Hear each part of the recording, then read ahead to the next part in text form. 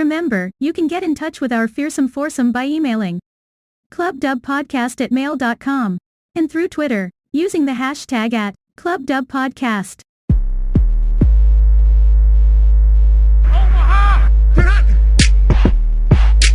Welcome to the Club Dub Football Podcast, where the only question is, does your team make it into the club? Can he get in? No, he cannot! Hi, welcome to the Club Dub Football Podcast. My name's Rob Rose, and on this week's episode, our Draftermath episode, we look back at last weekend's NFL draft and try and pick up on the storylines that no other podcast or TV show seems to be talking about. Which are the teams that could be sneaky good, sneaky bad, or go under the radar in 2021? Who are the players and teams who'll be thrilled or disappointed by their draft selections, and almost everything else in between? So, with an awful lot of chat and opinion to get to, let's throw it over to JB, PB and Aldrin and get on with the show. This is my family. Hi, gents. Evening, Rob. Hello. Hey, PB, JB, Aldrin. So with the draft in the rear view, with a few NFL storylines swirling, we've got a bit of time together in our virtual room to chat through things and some interesting topics to throw ourselves into. But before we do, is there truly anything more interesting in all of the NFL right now than Phil's quiz of the week?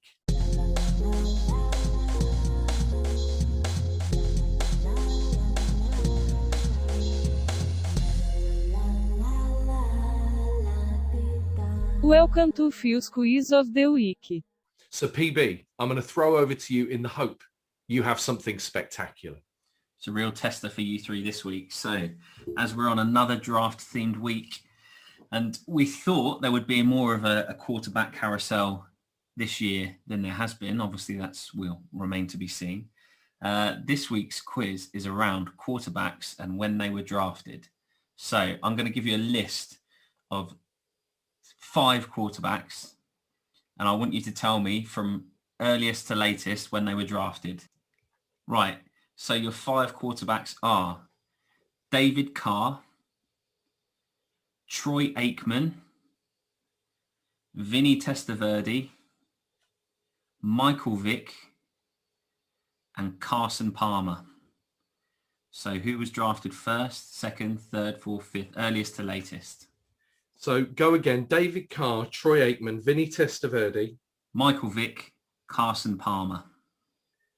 Are we going to go one at a time then? Yeah, so who wants to give their 5 first? I don't mind going first if no one else. Yep, by all means. At the bit. So I reckon the first one drafted is Vinny Testaverde, and I'm going to go 1988. Somewhere around there, 87, 88, 89. Don't need the years, but that's then fine. I think Troy Aikman, 92, 93, somewhere there. Michael Vick was, I'm going to say it's somewhere around the year 2000, so I'm going to go Vick third.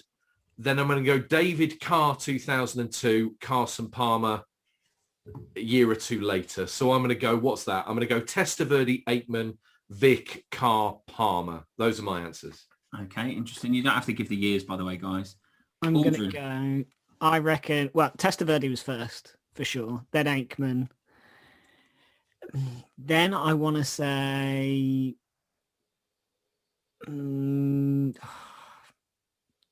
Vick, then Palmer, then Carr. Carr was the more I think about it, I think Aikman's earlier than I think he is. JB? But I still think Testaverde. I've gone the same order that Rob has. So I've gone Testaverde, Aikman, Vick, Carr, Palmer. I think Testaverde was 87. Aikman was 89.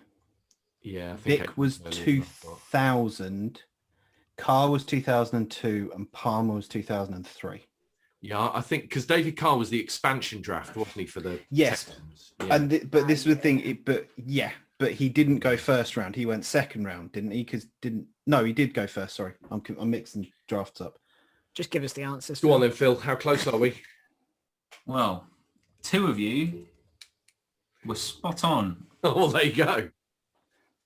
Absolutely Nice work. spot on. So we have Vinny Testaverde, who was drafted by the Tampa Bay Buccaneers first overall, 1987. 86. Oh, 87, There close. you go. Leroy Selman was our first ever draft pick, 1986. thanks, Phil. There you go. Knowledge. So second, we have Troy Aikman was Aikman. 89. Troy Aikman, 1989, round one, pick one. I went late. Too late on Aikman. Okay. Michael Vick, 2001, round one, pick one. David Carr, 2002. Can you guess whereabouts he was drafted? I think he was drafted top 5, wasn't he? Well, there's a theme here. Round one, pick one, Yeah. 2002. And then Carson Could be. Palmer, rounding off the list. Carson Palmer, 2003 by the Cincinnati Bengals. And he was round one, pick one. 5 first round, number 1 overall picks. Rob, James, get the points. Congratulations. I mean, I think I should get the points rather than Rob because I was a year out on Vic, but otherwise I got those right. Well, I was pretty close on Vic. I was only really out on Aikman, wasn't I? I know Yeah. I gave multiple years for Testaverde. I think you were like, yeah, I think Aikman was like 92, 93. Yeah, the Cowboys drafted him in 93, the year after he won his first Super Bowl with them. Well, I did very quickly correct myself and realise that I was a bit late on Aikman. Rob, how many times have we watched that 92 Americas game? We love that one. Yeah, we do. We do. Well, I've got a tiebreaker if you want a tiebreaker. Yeah, of course we I'll do. give you 3 more I'm not having names. JB strutting his stuff. Exactly like the the cockerel same. of the group. Okay. It was a tiebreaker. 3 more names. Earliest year that they were drafted to latest year that they were drafted. Yeah. Jim Plunkett. Who? Jim Plunkett. Yeah. John Matuszak. I presume that's how you pronounce it. These questions get better, Phil. Almost Apologies if certainly you're not, listening. but sure. Yeah. And Earl Campbell. These aren't all quarterbacks, are they? No, I mean Earl Campbell. Earl Campbell to the Houston Oilers. Yeah, I'm And thinking do of you- the right and Earl Campbell. Yeah. Do you potentially mean John Matuszak, who was at the Raiders for a bit? Bear with me 2 seconds. Yes. Well, Phil Okay. brushes up on his Polish. Okay, I've got the order then. I think. Go on then, JB. You go first. Yeah. So I think it goes Matuszak, Plunkett, Campbell. Interesting. Rob? I think You know what? Rob thinks the same thing. Yeah, I had the same, which is annoying. But do you know what? I'll just to make a tiebreaker. I'll put Campbell second. So I'll swap those last 2. Okay. Either of you want to change your order? So the correct order is Jim Plunkett, round 1, pick 1, 1971. John Matuszak, 1973. He went to the Houston Oilers, as you correctly said there, Rob, I believe. Yeah. And then Earl Campbell, another Houston Oiler, round 1, pick 1, 1978. So Phil, This whole segment Third is going to be the tiebreaker. podcast. it's going to make it. It's going to make it. We're going to do it. Who held the first overall pick in 1997? Do you want me to give you a clue? Well, not too big a clue. You going to have a guess, JB? I'm going to wait and see what the clue is. Go on then, Phil. What's the clue? I can tell you who went first overall. Go on then. Well, yeah, that'd So- give it away. Well, I'm not sure, will it? The team selected Orlando Pace, an offensive tackle. The pick was acquired by a trade. Oh, okay. The Panthers. No. Okay. Did they even exist then? Oh, yeah, there they are. Yeah. Well, I know who Orlando Pace went to, but so what? Whoever had the first overall pick traded overall out pick, yeah. because he Yeah, went so to the I'm- Rams, I'm didn't he? basically saying who picked Orlando Oh, Pace. of The course he Rams, did. right? Orlando Pace went to the Rams. That's right. Do you know who they traded with to get the number 1 pick? That would be the tiebreaker, right? Because they originally held the pick. So if either of you can guess it, Tottenham Hotspur. The Giants. No. The they Jags. didn't have a top They've pick. got to be the Jets then. It's the Jets. Well done. good Lord. Right. This segment has just become the entire podcast. 45 minutes of questions until somebody gets them right. Congratulations, JB. I would say the best player drafted that year, the first best player was Warwick Dunn at number 12 to the Bucks. There we go. Oh, Although Orlando Pace is a Hall of Famer, so not. So maybe, probably maybe him being then. a bit harsh on Orlando Pace then. Yeah. The first overall pick Hall of Fame. Yeah. Oh yeah, it was this jobber that went to the Tampa Bay Buccaneers.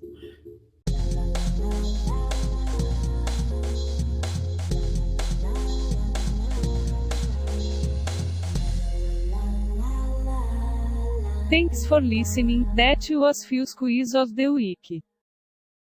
Yeah. Pro Bowler Warwick Dunn. Pro Bowler Warwick Dunn. So thank you, Phil, for an extended but nevertheless entertaining. I actually will say I thought the first question was very good. I think the tiebreakers gradually it went downhill, didn't it? It felt more like a struggle. But you know what? We needed a tiebreaker. It was well done. JB's criticism of me with Troy Aikman is wildly unfair. But gents, we've got a draft to talk about. So I suppose setting the scene, we've each got a few storylines from the draft that we're going to talk about as we go around our virtual room. But I think the draft, looking back overall, feels as safe as a draft with so many variables can be, right? With a number of these college players having sat out last year because of COVID. And I think really, as I look back, the thing that makes it feel so safe and probably took some of the drama out past San Francisco picking at 3 was so many of those quarterback needy teams left the draft with somebody they think could be the guy. Even with Denver, as we said, taking Teddy, it doesn't really feel like there's a massive kind of gaping hole anywhere when it comes to quarterback. Now, we might revisit this in a few weeks because the Houston Texans are suggesting there's still people interested in Deshaun Watson. We've got Garoppolo, who he feels like might move on. But within what feels like a relatively safe draft, what were the big stories, either overall or for your team specifically? And Aldrin, it's become almost a podcast tradition that we fire over to you first. So what are your thoughts, sir? Well, mine was just on my own team. So it was the Colts and how the draft played out for us.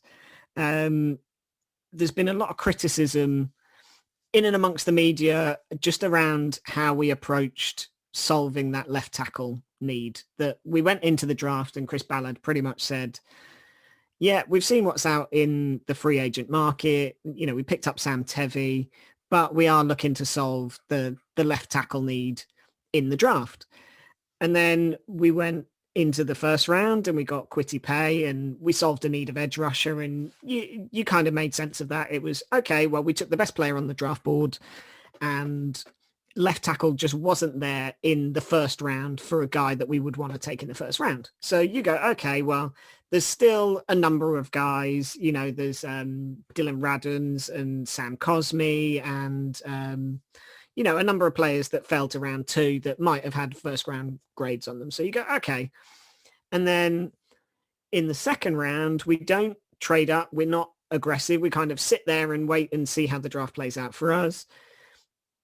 2 picks above us, Sam Cosmi goes. 1 pick above us, Dylan Radens goes. And then we're left basically picking whoever's our best player on the board, which turns out was Dayo Adenigbo, which by all accounts is going to be a great player. And he kind of slipped around 2 just because of an Achilles injury that he's still nursing. But ultimately, another top tier edge rusher that we've added.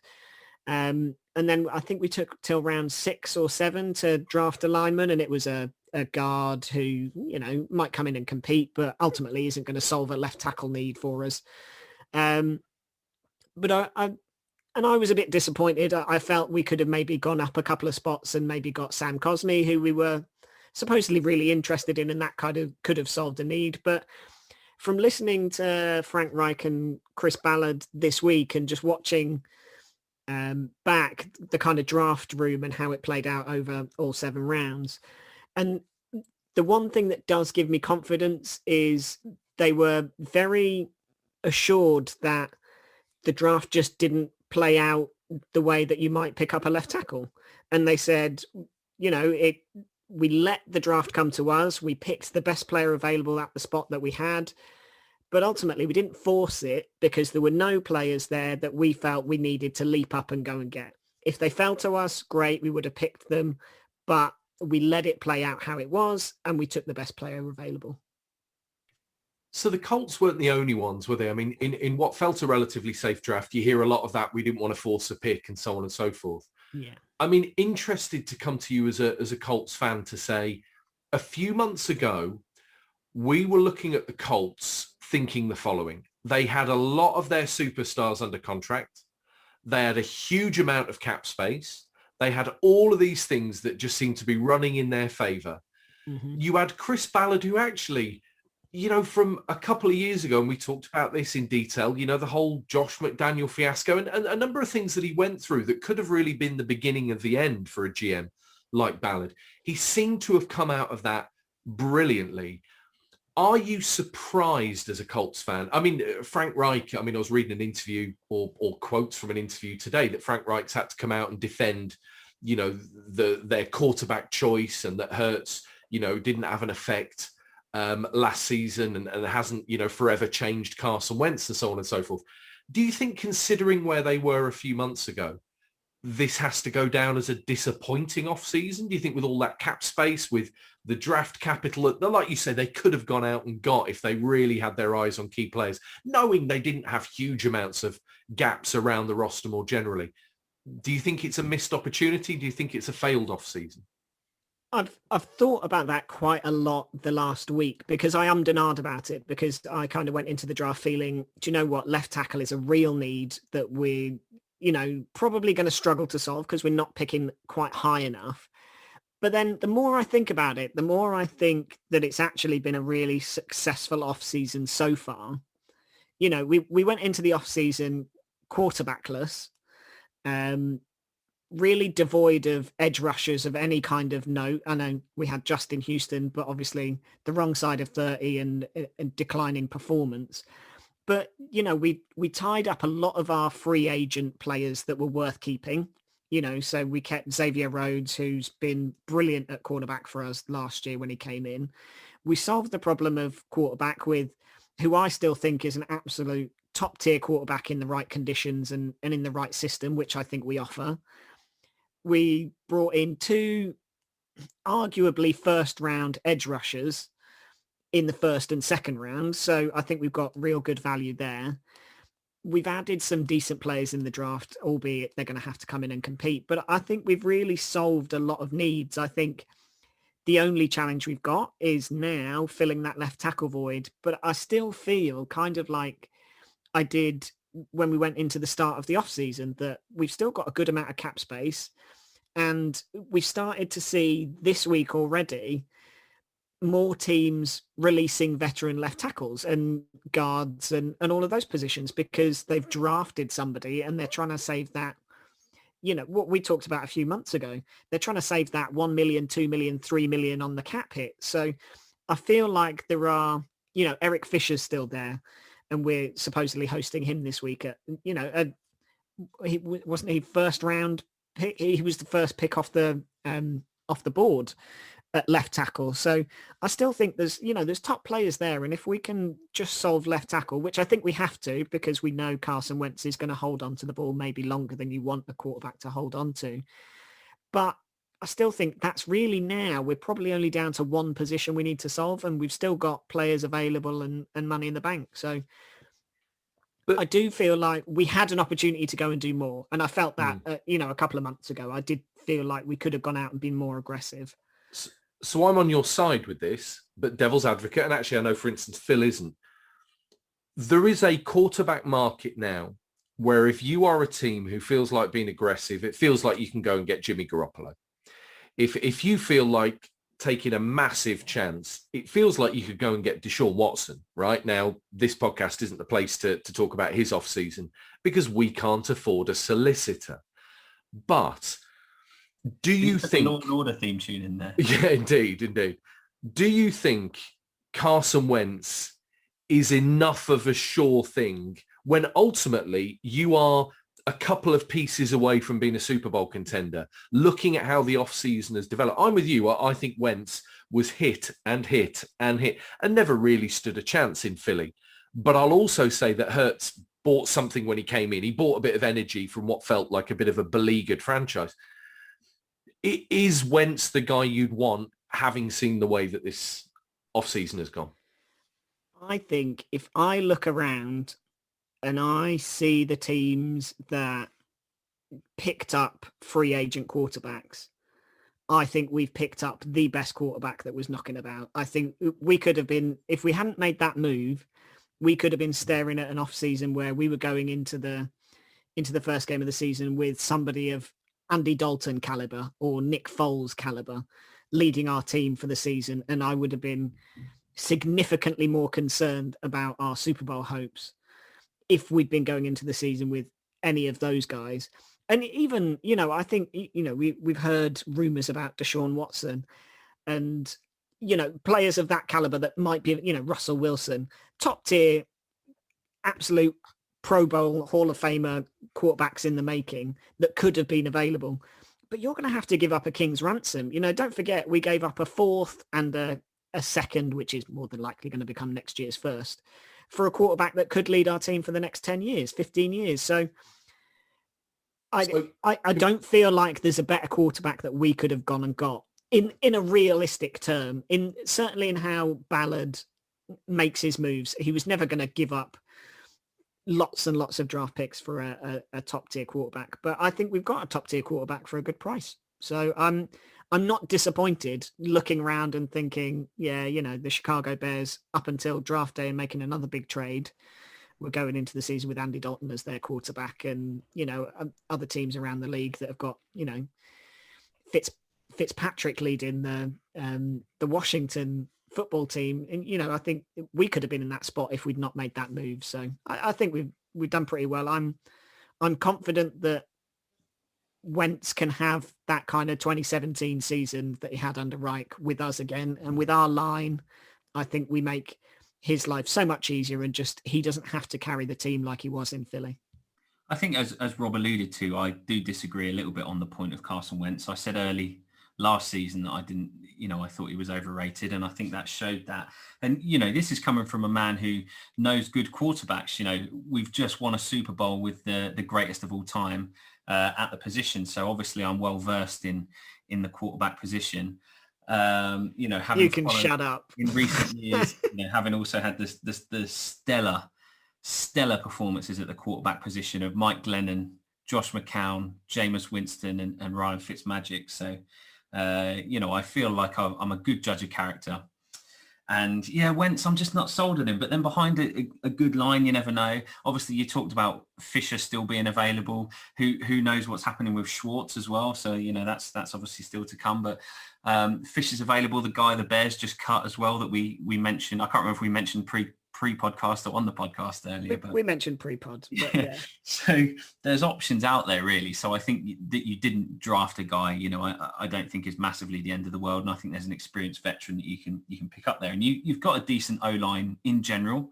So, you're going to give Wentz the best shot you can, I think, to show that he can do it or can still do it, if you consider his early performances. But I'm not sold on him. And I don't know that there weren't other options. You potentially could have traded up in the draft like the Bears did, for example, and get Justin Fields. Now, I was going to mention this later, but I know some people have classed Justin Fields as the best quarterback in the draft, but then a lot of people also said that about Josh Rosen 2 years ago or 3 years ago, whenever it was, and look how that turned out. So, there's no guarantee, is there?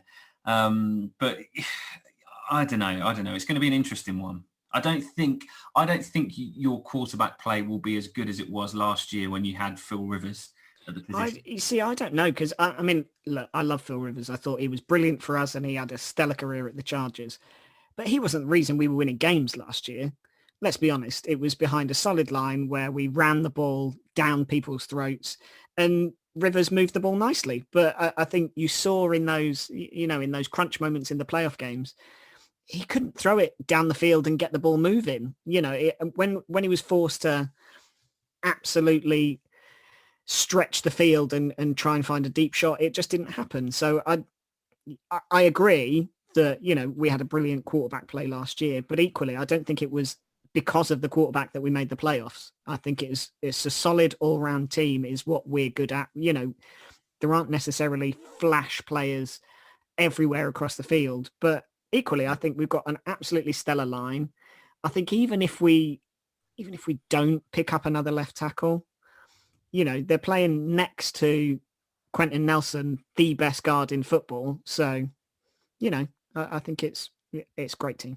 Yeah, no, that's fair enough. And I think if you look, last season was obviously a bit of a unique season, and with leagues, with the NFL stopping teams working out and having kind of camps and, proper or proper workouts like they did in previous years. I know, Philip Rivers coming to Indy was probably an advantage because he was able to probably simulate a full training session with his kids. So, the number that he had, he could run a full offensive play. So that probably worked in his favour.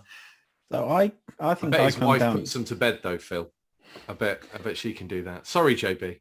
I think I come down on this argument on kind of the same side as Aldrin. I know we talked about it a little bit, but the 2017 season, the one that ended with the Eagles lifting the Super Bowl, the Eagles made it to the playoffs because Carson Wentz was playing well enough to be in the MVP conversation and well enough to seriously be considered as it. What happened after the 2017 season? Well, Frank Reich left and he went to be the Indianapolis Colts head coach. And we've spent time on this podcast and there has been so much discussion of it over the media. The talk around the fact that Tampa have successfully put the band back together. One of the first teams to kind of retain almost the exact same team the season after season. There is always a drop-off in teams when they win the Super Bowl, generally because free agency happens and teams will come in and take the players that are available, because who wouldn't want a Super Bowl winning player on your roster? I don't think the Eagles have done well enough did well enough, in the past tense, to maximize Wentz. They didn't give him receivers. They didn't really, there were solid players on that Eagles offensive line, like Jason Peters, Lane Johnson, Jason Kelsey as the center. There are really good positions on that, but just none of them could stay healthy enough to keep him standing. And you saw the results from it. I think, yes, solving the left tackle was something you would have expected the Colts to do in the draft, but ultimately the players that they've picked for the positions that they needed make sense. And we're right. There is still Eric Fisher and Mitchell Schwartz available, as well as Charles Leno from the Bears, who we've mentioned. The Steelers starting left tackle Alejandro Villanueva only got signed by the Ravens this week. I think my point to bring some of this Colts chat to an end, I think on Wentz, to kind of straddle Aldrin and Phil's point, I think Wentz probably has one of the highest ceilings of any quarterback who's gone, over this offseason. I think he has a lower floor. I think he has a lower floor than Matt Stafford, potentially. The only thing I would add, and it's probably off the back of your point, JB, as well, is actually people talk a lot about that 2017 season, when actually I think 2 years ago, Carson Wentz carried the Eagles. I mean, they were really shoddy elsewhere. I mean, he was throwing to no-name receivers. He was really holding that team together at a point where, they looked already like they were turning into an absolute hot mess. So Wentz last season, there was a drop-off, and we've seen plenty of those drop-offs where players never recover. We've seen plenty of those players. I mean, you look at, players at the moment who are, moving around the league. Who says Jameis Winston will ever really have a chance again? He doesn't play well week 1, week 2. He might never start for an NFL franchise again. So there's a number of these players who, if it doesn't quite go right, that high ceiling can very quickly become a distant memory. I think the Colts had a Super Bowl window. Maybe they still do, but I kind of wanted and was willing them to be more aggressive. But I think, they're still a hell of a lot better set up than a good many teams on the AFC side of things. I think you're being, as a Tampa Bay fan, I think you're being really harsh to Winston there. And if there's a team that wants the number 1 pick and needs a guy to come in and throw some picks, then he's the guy to bring in. The thing about Winston is there has never been a guy who has, for me, done what he has done. He is the ultimate extreme on both sides of it, isn't he? The things he does well are so eye-catching and are only really removed by him doing more things badly than any quarterback in history. I mean, it really is a remarkable position he's in. But then, good luck to the Colts. We got to enjoy Phil being very smug last season. Maybe this is your year, Aldrin. Maybe this is Tom Brady will take a year off from just being the GOAT and give everyone else a chance. Maybe I'll be doubly smug. This podcast wouldn't survive that, Phil. I'm just going to put that out there. We talk about different things. So Aldrin gives us the lowdown on the Colts as his takeaway from Draftermath. JB, what was your? We spent a bit of time talking about the Steelers around when Mike Tomlin signed his contract extension. And for my mind, I like the Steelers draft picks. We talked about them. We talked about Najee Harris specifically last week. But it hasn't really evolved past that. I think it's still a very case of, are the Steelers rebuilding or are the Steelers reloading, ready to have another crack at it? And I don't want to kind of beat a dead horse when we don't have that much more additional information for it. So the thing that's kind of piqued my interest after the Draftermath, if you will, is what does this mean for existing players on teams already? We looked this week and we saw that the Dolphins have released Bobby McCain, their team captain and their starting safety from last season. I think we are going to have, I don't want to necessarily a flood of these, but I think it is going to be very interesting to see which veterans and which starting caliber players are suddenly not on a team anymore and looking for a position. And this is a bit more than, with the greatest of respects to one of the best cornerbacks ever, Richard Sherman. Like, Richard Sherman is out there, he is available, and you would imagine when a team has a need at cornerback, they'll be giving him a call and putting him on. This is about kind of the still in their prime players who teams are going to look at and think, actually, you know what? We need to save a bit of money. We are going to move on and we're going to try a rookie or something like that. Because we've already seen teams declining fifth round options for some players, and the wording out of it is, sorry, we need to manage the cap situation, but they still want to keep them. They want to work out some kind of extension that will help the team out a bit more. So I think with the salary cap dropping, because obviously no crowds and the effects of the global pandemic, it's a very interesting time to see teams play it safe in the draft and then where it goes from there. I'm absolutely with you, and I think this year is going to be probably the worst to be a veteran player, because like you say, there are a lot of those cap constrained teams that will move on, long-time veterans that have been stalwarts of their position for those teams to save that couple of $1 million. And, we talked about like Charles Leno Jr. from the Bears. He's been their left tackle for the last 6 years. They've just drafted a new young quarterback, but they've, saved themselves, $3 million in cap space because they've drafted a younger guy and hope that they can be that 6-year left tackle. So I think there's a lot of players that are going to be out on that bubble where they're good enough to play, but they either have to lower their salary expectations or they have to wait until the season gets going. Somebody goes down injured and a team has a need and calls them up and says, we need you to come in and plug and play.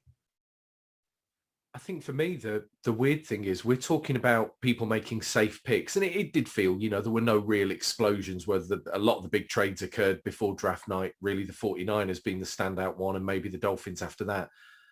The issue I have is that not only did the pandemic cause the salary cap constraints we're talking about, it also meant a lot of these young players who've been drafted sat out last season, are a year removed from playing contact football. And for me, that means that I think we could see a lot of teams that at the moment, the draft is a great time because everything looks good on paper, right? Everyone has a plan and everyone can give you a narrative about how all these pieces are going to come together. But I think we could see some teams that, the world probably expects to be competitive and be part of relevant conversations really struggle next year. because there are teams relying on players who are going to be 18 months removed from competitive football or whatever it might be, at a level where the game is not played at that speed and that pace, who are just going to be found out. And if we're talking about people, releasing players like safeties, I mean, it's an odd thing, but in my mind, maybe because so many cornerbacks later in their career, evolve in safeties, I always think safety is such an experience and instinct kind of led position. Those footballing instincts are so valuable. Do you follow the receiver running left or right? That ability to read the play in front of you, that I think a few teams, and I mean, it could be anyone, I mean, it's the nature of where we are, could be left with serious holes, serious gaps, and particularly defense. I think offense, you can maybe paper over some of those cracks in a way, but I think particularly on defense, there could be some teams who are really left struggling with some of these young players they're imagining are going to fill holes. And the Cardinals, my main point isn't going to be the Cardinals on tonight's podcast, but the Cardinals, for me, when they say, we ended up filling our cornerback need in rounds 4 and 6, I'm sorry, you've got to be careful relying on 4th and 6th round picks to come in being starters the way the league is at the moment. So, yeah, I think you're right, JB. I think these veteran players might be saviours to some teams, like the Colts with the left tackle situation we're talking about. But the reliance on some of these young players feels like far more of a risk in reality than I think a lot of teams are talking about, or a lot of current NFL media coverage seems to be suggesting. PB, your takeaway from last week's draft, other than the fact that you have veteran future Hall of Fame players at every major position, was there anything Buccaneers related or otherwise that you'd like to bring to our attention? I'm actually not really, I wasn't really going to pick the Bucs. I mean, the interesting story for the Buccaneers is that we picked Kyle Trask in the 2nd round. So, is that coming from Florida, from playing for the Florida Gators, he's naturally going to be an easy one that everybody's going to assume will sit there and learn from Brady and develop into our starting quarterback of the future. But who knows how long Brady's going to play. Obviously he doesn't have the same kind of throw the toys out issues that Aaron Rodgers has. So yeah, we'll see. I think that's the storyline from Tampa, but it's the Chicago Bears that have got me interested. And I think if you go back to 2017, the Chicago Bears signed Mike Glennon and paid him and told him he was going to be the starter. And then they traded up to draft Mitch Trubisky.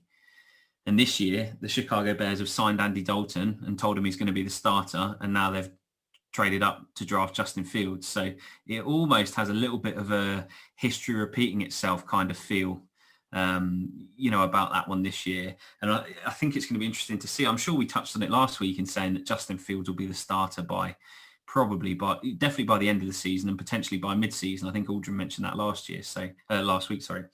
So it's an odd one, isn't it? I think they're probably almost an embarrassment of riches is the wrong word when your other two quarterbacks are Andy Dalton and Nick Foles. But, they're in a stronger position maybe than they have been over the last few years. But I think part of their problem last year was they had Trubisky and Foles and, Trubisky started and then Foles came in and then Foles got hurt and Trubisky came back and then they didn't know who. It was a flip-flop between who was going to play. And now you're adding another quarterback into the mix who's a highly rated prospect. So it almost gives another quarterback controversy when they didn't really need to do that. Andy Dalton probably would have still been around if you'd waited until after the draft. And if they drafted Justin Fields, would they have bothered signing Andy Dalton or would they stuck with Fields and Foles? So it's an odd move, really. I think Justin Fields potentially is going to be their answer at quarterback that they've been looking for, but the whole way they've probably gone about their off season is a bit strange to me. You saying the way they've gone about their off season is strange just sums up the last 10 years of the Chicago Bears, doesn't it? But you're exactly right with Andy Dalton. Didn't they end up paying him something like 10 million? And it was almost as if they were negotiating with themselves, like having an argument like, oh, no, we'll give him 8. No, we'll give him 10. And it was just like a negotiation amongst themselves, thinking that other teams were involved. So I didn't get the Dalton pickup. Certainly at the time, I didn't think they needed him. Is he much better than Nick Foles? Maybe not. But I do think the Justin Fields move is a brilliant one. I think it was something that Ryan Pace needed to do. You know, we talked last week, the guys on the hot seat, you know, they have to perform this year and they have to perform well. I think bringing in Justin Fields maybe gives them a little bit more leeway, because you get to week 5 or 6 and if they're not playing well, then you bring in Justin Fields and you go, well, we've got another top tier quarterback here who's going to, you know, lead the franchise for the next 10, 15 years. So we stick with it and see how it plays out. So I think he's probably been quite shrewd in that, in giving himself a little bit of insurance and saying we've got our QB for the future now. My issue is kind of somewhere in the middle of those. So Phil, when you talk about those quarterbacks who've been bought in with the promise of being starters, I don't have the emotional kind of tie and feel sorry for them in any way. I think the problem is they were paid as starters. You know, if those guys come in and don't start, well, boo-hoo. You know, the NFL's a performance league, you know, get on with it. But they have paid 4 quarterbacks. And I mean, Trubisky on a rookie deal going that high is still on a good chunk of money. Foles, you could argue, was maybe high backup money rather than true starter money. But nevertheless, you know, Dalton, like Glennon, have inexplicably been given starter money, you know, lowish starter money, but starter money nonetheless. And for me, you know, the big thing about the Bears is just the dysfunction seems to be so obviously from one area, because Matt Nagy, was coach of the year. You know, this guy has really shown some interesting things in Chicago. I do think that the Bears improved last year more down to when he handed over play calling to Bill Lazor and kind of got, you know, more people in his offensive team involved. But actually, I think Matt Nagy still, you know, has the potential to be a very good coach. But that GM and front office in general is just shocking, really. I mean, the only thing really I think that you could say was good about that front office pre-draft was keeping Allen Robinson. I think we all talked the week before that happened about how critical that was. And now I love the Fields move. Said it last week. I feel no different now. The only thing I think is the Bears almost seem to feel like they're reaching, because there was a Matt Nagy interview this week where he said, you know, we've been watching Fields for a year. Well, I hate to break it to Matt Nagy. So have most of the NFL. A year ago, the guy was lighting up college football. He was undoubtedly, for me, the second best quarterback in college football. So I don't know, it feels like almost too obvious a comment. But yeah, I think the Bears, just how on earth they haven't moved on at general manager and beyond is remarkable to me, because we are talking about now a number of swings and misses and big money swings at that. I mean, we were only talking quarterback there. You start talking about Mac on defense. Would they trade all those picks and give up all that money now? You know, I'm not sure anybody would, seeing what he's done the last few years. So the Bears need something. But I just have a horrible feeling that, you know, slight improvement might end up keeping Pace as GM and give them longer term problems still. Yeah, I think I'm kind of in agreement here that I think the Fields pick is the smart pick for the Bears, especially as I think stuff's coming out now that apparently the Vikings were gearing up to try and go for him. So the Bears trading up to make sure they get him is a smart decision. But it's different than the last time the Bears traded up to get somebody. You know, when the Bears moved all the way up to, was it 2 or 3 to get Trubisky? That was, yes, looking back now, getting Trubisky when Mahomes and Watson were on the clock, was still available rather, was bonkers. Even at the time that happened, and the kind of the words from some sort of media, from everybody on the draft panels, was, why have you done this? He would have been available later and you wouldn't have had to sacrifice the team to do it. This time the Bears have kind of looked, okay, we've got our quarterback, we've got a good player undoubtedly, and we haven't sunk the team to be able to do it. To me, this is kind of drawing a very similar line to the Bears and the Browns, because we saw this kind of thing with the Browns. You know, the Browns needed a quarterback, so they went and drafted Brandon Weeden in the draft. And Brandon Weeden wasn't a first-round quarterback. Absolutely not. But the the Browns needed someone, so they took him. And that didn't work out. And then they had Brian Hoyer and Jason Campbell and I think Colt McCoy for a little bit. And then they picked RG3. But then they picked Johnny Manziel. And he was going to be the quarterback savior, and he wasn't. And that's the nicest way of describing that. And then, then the Browns are going to RG3, and they're trading Brock Osweiler with the Texans, and it's still not working out. So then they get Baker Mayfield, and I think that was one that's like, okay, they finally solved it. They have finally got their quarterback. And I know there are members of the podcast who disagree with me on Baker Mayfield, and categorically, those people are wrong. The Bears, I think, have now kind of got to the point where they've hit it. They've got the player that they needed in the position that they needed. Rob is correct, though. We need to see something more from the front office, and we absolutely need to see something more from the coaching staff, because Matt Nagy just hasn't been the one. I like, with all respects to a man who is far more talented and successful in his chosen field than I am in mine, but that Bears team should have done better. That Bears team should be doing better. The amount of times we've seen Trubisky, like you see memes of Trubisky where he's got the ball and he's looking downfield at someone who's double covered, and there's someone wide open right in front of him that he's not seeing. That's the kind of stuff that it happens frequently enough that you have to train out of people. You have to coach people up on that. And if Nagy and the staff can't do that, then maybe it is time to move on and go and get someone that can. So you just said you agreed with my point, and I think mine, I don't necessarily disagree with yours actually, but mine I think is different. So Matt Nagy, I think, let's remember he made the playoffs with this absolute storm that he was trying to run that team through. He made the playoffs last season with Mitchell Trubisky and Nick Foles at quarterback. I wouldn't fancy trying to do that with any NFL franchise. But actually, let's go back to that front office point. If you take a quarterback high, so let's take the Mitchell Trubisky one, and that doesn't work out, that happens. You know, we've been talking about the Tampa Bay Buccaneers. Well, do you remember the whole Winston Mariota kind of, furore about the draft that year? Who was going first, who was going second? Ultimately, neither of those players have worked out the way those front offices imagine. That happens. Fields might not work out because the draft is not a perfect science. Paying Mike Glennon the money they paid, this isn't a guy in the draft that you're just thinking could come good. This is a guy that had a good resume or a good amount of field time for them to evaluate and wasn't up to scratch.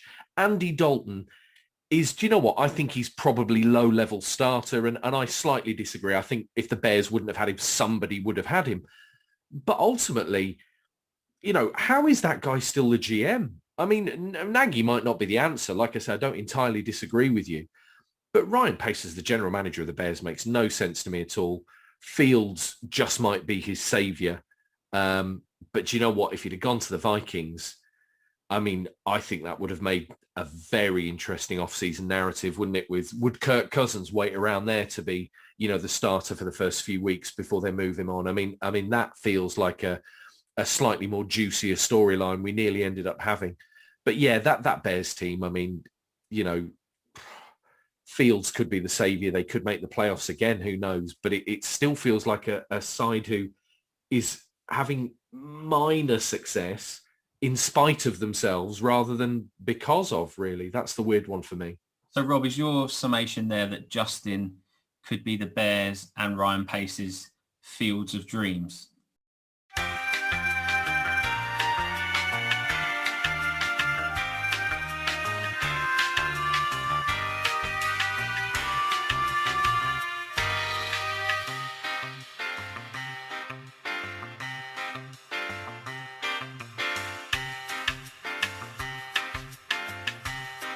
I should point out that the name of last week's podcast was Vontae Matt No Matter What, a reference, of course, to Draft Day, the second greatest NFL film. Right, so does that mean I get to round out with a point that I'll make quickly and let you guys chew the fat? Here's one that really stands out for me after the draft, and it's, again, not to do with a pick, it's to do with an organization. Are the Philadelphia Eagles about to be the next Houston Texans? And I mention this because, of course, Howie Roseman this week has had to come out and defend the cringeworthy video that basically has been doing the rounds of them making a pick and fist bumping around the room, only for Tom Donahoe, one of the front office team members, to refuse to fist bump Howie because there was a disagreement about the pick. Now, Howie would say, and has said, they all have their own boards. They all had players they were high on and players they weren't so keen on. No draft board ever appeases all of the front office team. But ultimately, we've just talked about Wentz running off to Indianapolis. And we should mention that this is a Carson Wentz who will have a big chunk of his salary paid by the Philadelphia Eagles next season. They're putting a lot of stock in Hurts, who, flashed and brought a bit of energy and a bit of something last season. They're giving him some wide receivers to throw the ball to, which is something Wentz didn't really have. It could be interesting. But equally, should we be asking so many questions, and should there be so much of this type of coverage around a team that are only a few years removed from lifting a Lombardi trophy? Your thoughts, gentlemen? I don't think they're going to be the next Houston Texans, because I think that they've got a long way to go. I think there are maybe even other franchises that could be there. But yeah, it's a complete mess, isn't it? The way they've gone about things. It's not a good look when you see a draft video like that, but then it's not unheard of for a draft video to do the rounds that makes fun of the Philadelphia Eagles. You only have to cast your mind back to last year when the video circulated of the Vikings front office laughing out loud because the Eagles took Rieger instead of Jefferson, and they were able to take Jefferson. So it's an interesting one, but time will tell. That's all you can say to that one, really. If they come out of the blocks, they're lucky in a sense that they're in a division that was, the Washington football team made the playoffs because they were the best of the worst in that division. So it's not like they've got a New Orleans Saints or a Tampa Bay Buccaneers or a Green Bay Packers that they have to try and, fight against to make the playoffs in their division. They're all at a pretty low. Last year, they were all at a pretty low standard in terms of their record. So get off to a good start and things look a bit different, don't they? But they had a lot of injuries over the last couple of years as well.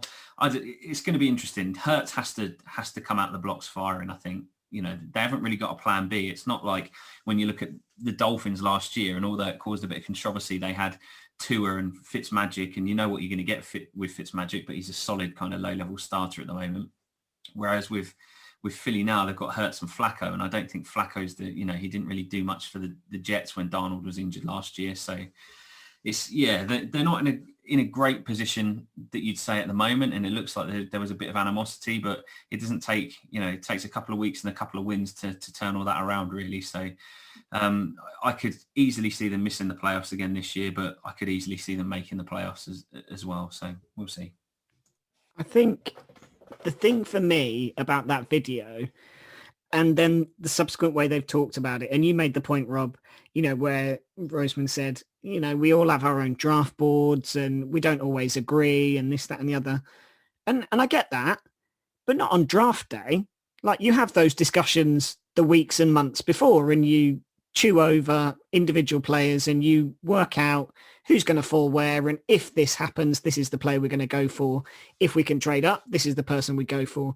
So I understand that in the pre-draft process, you will have differing opinions, but you come to a consensus before you make the call, don't you? I just think that smacked of an organization that continues to perpetuate the feeling that Roseman sits at the top and he pulls the strings that he likes and he doesn't mind if he knocks people out of the way doing it.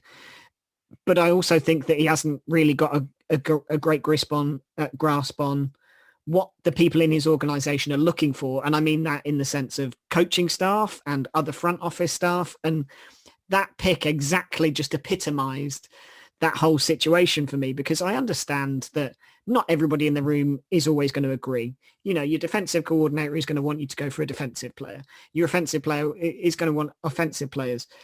And there's always going to be difficult decisions to be made, but not when you're picking up the phone and deciding who you're calling. I think you come to that way before that. So I just think I'm with Phil. I don't think they're as bad as the Texans, just because the Texans seem just rotten throughout. I think the Texans situation summed it up when the quarterback that they drafted the kind of the first he heard of it was on draft day as they were calling him to say, we're picking you. You know, they hadn't really had much dialogue. They hadn't had much following him, but all of a sudden they're picking him in the third round with their first pick. So that situation seems odd. But yeah, with the Eagles, I think they're on that kind of road. I think they've got a better roster and they've got a slightly better organization, but it's those sorts of things that start to eat at an organization, I think, and it's not good for Roseman. It's not good for the team. And on the Hurts point, I think he flashes and fizzles out this year, and I think we see Joe Flacco taking the last of the snaps towards the end of the season. I came into the NFL for the 2013 season, which was, I think, Chip Kelly's first season at the Eagles. It was Andy Reid's first season at the Chiefs. And obviously, Andy Reid was an incredibly successful coach in Philadelphia, led them to a Super Bowl, but was never able to get them over the hump and actually win one.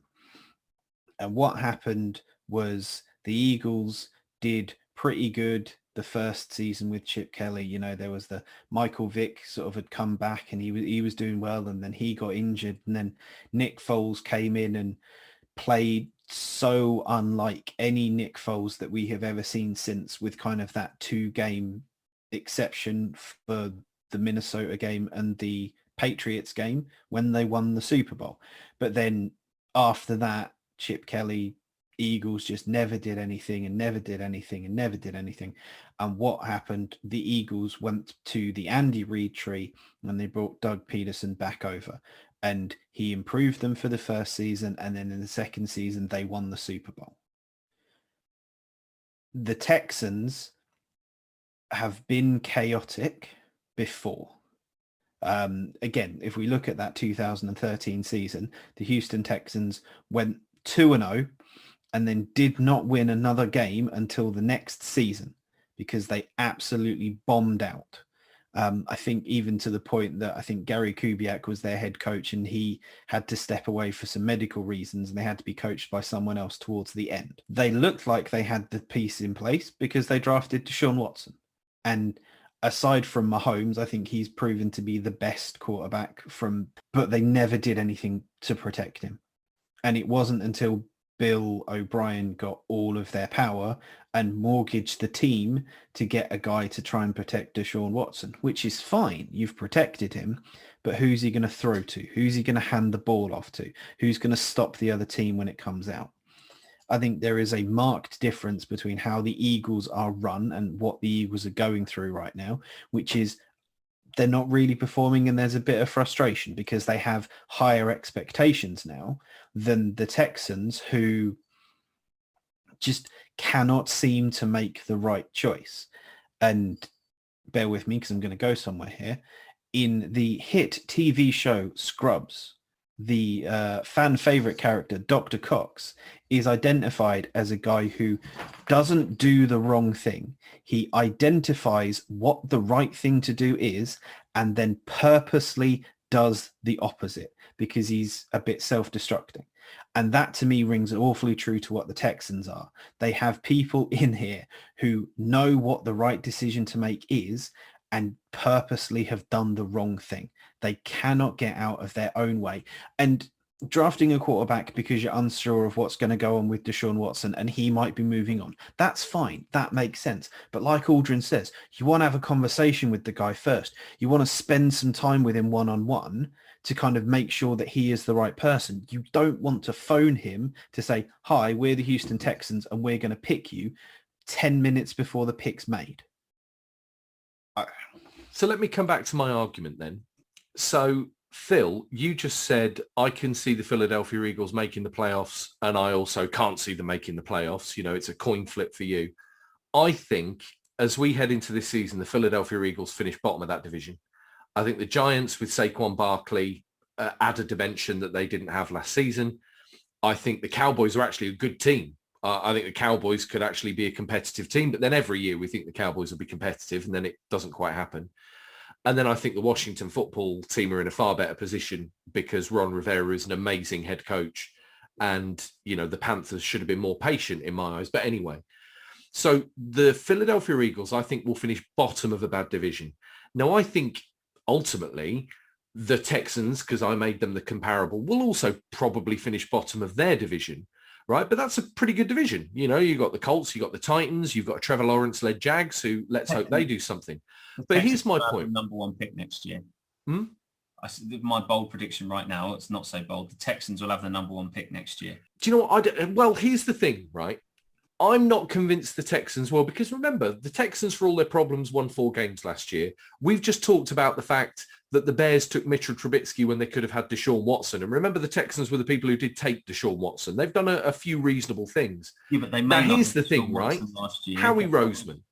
They've got rid of Fuller. They've got rid of J.J. Watt. They've name me one playmaker they've got on their team now. They are rebuilt. Name me a playmaker for the Philadelphia Eagles. Name me a superstar on the Eagles roster. I'm not saying the Texans are good. I'm using them as the low water mark in the NFL. But tell me how the Eagles are better. Can I throw in the name Zach Ertz? Well, an old tight end who is past his peak is the player you pick out as the shining light of the Eagles. So hold on a minute. Also, we did say who's going to be on the Eagles roster. Ertz is not going to be on the Eagles roster come the start of the season. So here's another one for you, right? So JB, you just made a great point. 2013 with Chip Kelly. One of the things about Chip Kelly... I've got breaking Eagles news.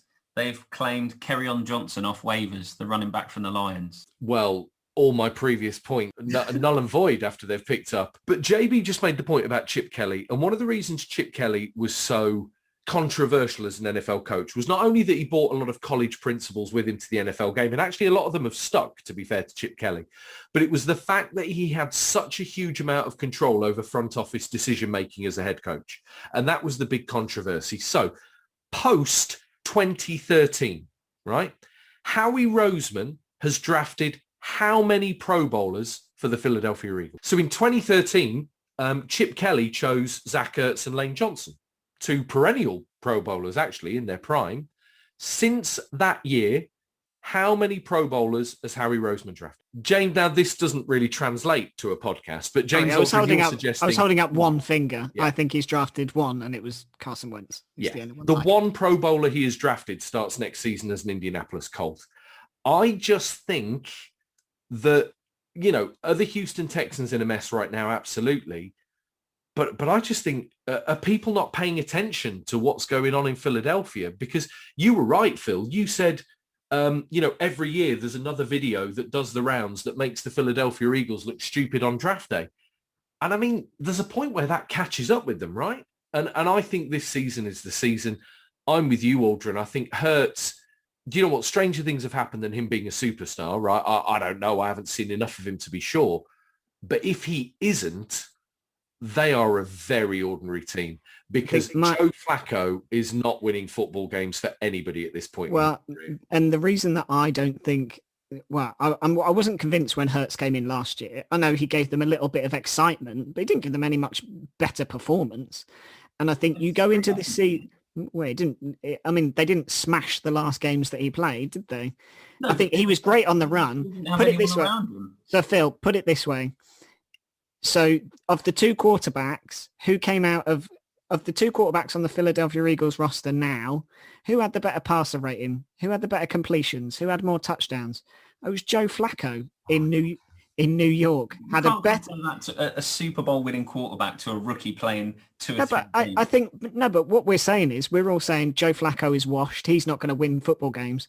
Well, he goes into that as the better quarterback. And if we're saying that Hurts is the superstar, I don't see it. I didn't see it with, you know, when people were clamoring for Joe Burrow last year. Yeah, he's good, but I'm not seeing that he's the world beater that people were thinking that he is. And the same with Hurts. I think, great, the kid can run. You know, when he was on the run, he looked great. But now, I mean, what else, like Rob said, what else about their roster is special? You know, they've drafted, they got Rieger, great. I mean, if he can stay on the field for more than 3 minutes without pulling a hamstring, great. That would be really good.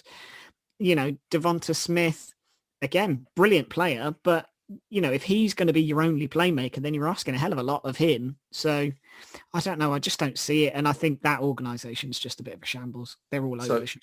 So Phil, to round out our podcast, it's been a long time as a foursome that we've done sandwich bet. I'm going to propose our first 2021 season sandwich bet. who ends next season with the worst record, Eagles or Texans? I'm going Eagles. I'll go Texans. 100%. I think 100%. that is absolutely one of the better sandwich bets I've made. And I absolutely believe the Houston Texans are one of the worst teams in the NFL. No, the all right. Eagles are sneaky bad, and people need to wake up to the fact that as that division around them gets its act together, they are going to be left behind. I don't disagree with you, right, that the Eagles suck, but you look at the Houston Texans depth chart. They've got Deshaun Watson, and who knows if he's going to play or not. So you've got Deshaun Watson, and if he, I think we can safely say that whatever happens, Deshaun Watson isn't playing another down in Texas, one way or the other. So then you take Deshaun Watson off the depth chart. You've got Tyrod Taylor and Davis Mills as your two quarterbacks, right? Ryan Finley, and then running back you've got David Johnson. All right, Philip Lindsay. I think Philip Lindsay could be a good player for them. You've got David Johnson, Philip Lindsay, Mark Ingram. You know, reasonable. So just to challenge your argument, right? You have just named 3 running backs, and any one of those 3 running backs would be the best running back on the Philadelphia Eagles roster. Do you think? Yeah. I quite like Miles Sanders, to be fair. I like Miles Sanders. I think David Johnson is a great pass-catching running back. He had a good year last year on a bad team. I think Mark Ingram is probably past his best. Maybe I am pushing it a bit with Mark Ingram, but Philip Lindsay's a great running back. And, you know, you've just said they've got Deshaun Watson. That alone, right, gives them an advantage over the Philadelphia Eagles. Deshaun Watson, are they? Whether they trade him or keep him, there is nobody on the Eagles that is a top-tier talent, full stop. They've got a good kicker, Devonta right? Smith, top 10 wide receiver. Right. Drafted top 10 who has not caught a single NFL catch yet. I mean, let's calm down, right? You know, we are talking about ifs, buts, and maybes against Deshaun Watson that we thought might be the first quarterback ever to go for 5 first-round picks in a trade this summer before things took a turn for the worst. Deshaun Watson is a superstar caliber player. The Eagles do not have one player of that level at all. The Houston Texans will still finish below. I think it is a safe sandwich bet. Truly safe sandwich bet. But there you go. So our listenership can now wait a whole near year to work out which one of us wins a sandwich. It's probably slightly too long term to have on the podcast. Let's have a quick 30-second hot take then. I'll ask you boys. Aaron Rodgers, is he the starting quarterback for the Green Bay Packers next year? 100%. Yes. Yeah, I think he is. He is going nowhere. Gunter Kunst might be going somewhere, but Aaron Rodgers will still be there. I don't know. Yeah, I'm kind of with Aldrin. Sorry, what was that name? Because all the stuff that I keep reading seems to have said there's some guy called Jerry doing all the work in Green Bay. When we're quoting the Green Bay Packers WhatsApp group, we know we've really got to a new level of detail on this podcast, don't we? The reason, Phil, and I think the other guys have said it, is I think Aaron Rodgers is the most powerful person in that power struggle. And I think others would move before him. But do you know what? In a way, and Packers fans might not feel this way at all, I feel like we've kind of been robbed of some pretty exciting storylines this offseason, whether it was Deshaun Watson, Russell Wilson. You know, there was a few things that I thought were going to happen that haven't. You know, maybe there is one big story left in this NFL offseason. Aaron Rodgers is it. It would be seismic. Who would want him? Well, that's the problem, isn't it? I mean, kind of on the one hand, you go everybody. And then on the other hand, you go, well, nobody's desperate, are they? I don't know. It's an odd... I mean, I'm sure the Broncos and, Texans. You know... Yeah. On that bombshell then. Oh, yeah. So on that bombshell of a sandwich bet and an Aaron Rodgers story, we end our wonderful podcast. We'll bring back the famed and much-loved feature, Phil's Quiz of the Week, and come back for more NFL chatter. But until then, gents, thank you for your company and your insight. And we'll do it all again in 7 days. Thanks, Rob. Stay safe. Bye.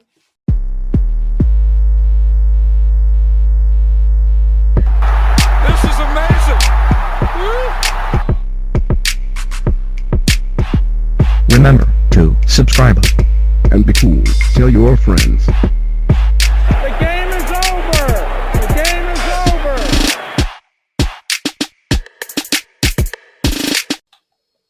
Maybe there was. Clicking, Phil. Prevent Michelle go to... Phil, stop clicking. Phil, stop clicking. Sorry. Stop playing your stupid game. or eating cereal. Stop tapping Getting his pens. sausages on toast. Dale, Dale.